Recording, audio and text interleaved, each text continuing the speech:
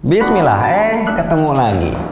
17 Mei kemarin, kejutan terjadi mewarnai industri smartphone. Jadi selain Zenfone 8, ada satu smartphone flagship lagi yang muncul secara tiba-tiba. Smartphone apakah gerangan?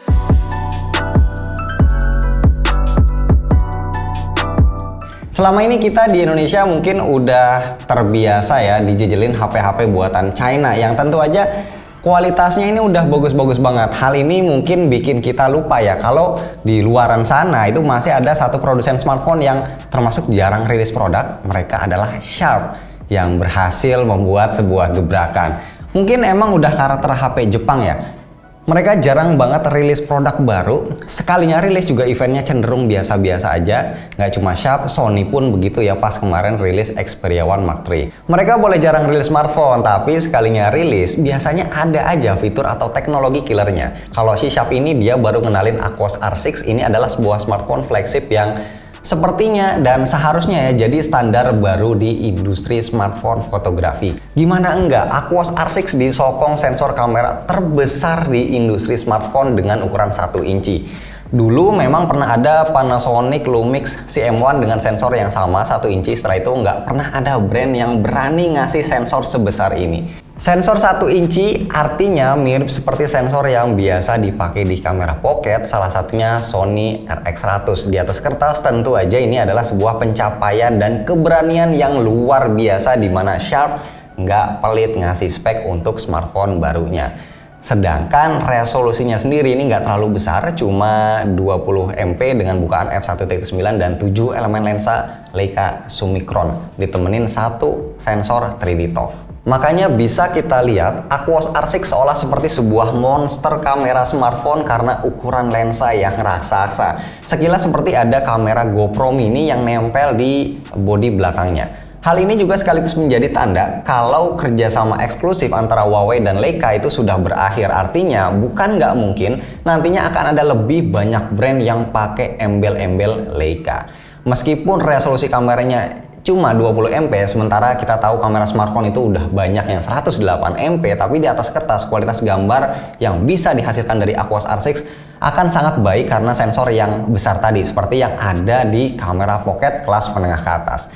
Dan karena ingin fokus mengoptimalkan kamera tersebut, Sharp pun rela untuk mengorbankan lensa tambahan lain seperti telefoto, ultrawide, periskop, makro, depth, atau yang lainnya. Jadi kamera belakangnya cuma 1 20 MP, begitupun kamera depannya juga cuma 1 12 MP. Tentunya akan menimbulkan rasa penasaran, apakah dengan hanya mengandalkan satu kamera bersensor besar itu sudah cukup untuk kebutuhan mereka-mereka yang hobi fotografi.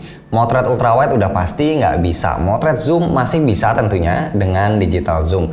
Tapi apakah kualitasnya bisa sebagus lensa optical zoom? Nah ini yang harus diuji lebih jauh. Di luar kamera masih ada hal mengerikan lain yang ditawarkan Sharp Aquos R6 ini, yaitu layarnya. Kalau kebanyakan flagship saat ini pakai AMOLED, nah si Aquos R6 ini tetap setia dengan panel IGZO OLED, dimensinya 6,6 inci, resolusi 2730 x 1260 pixel alias 2K+, punya dynamic refresh rate 1-240 Hz dan brightness 2000 nits. Wow, bayangin brightness 2000 nits ini bakal seterang apa ketika ditaruh di sebuah smartphone.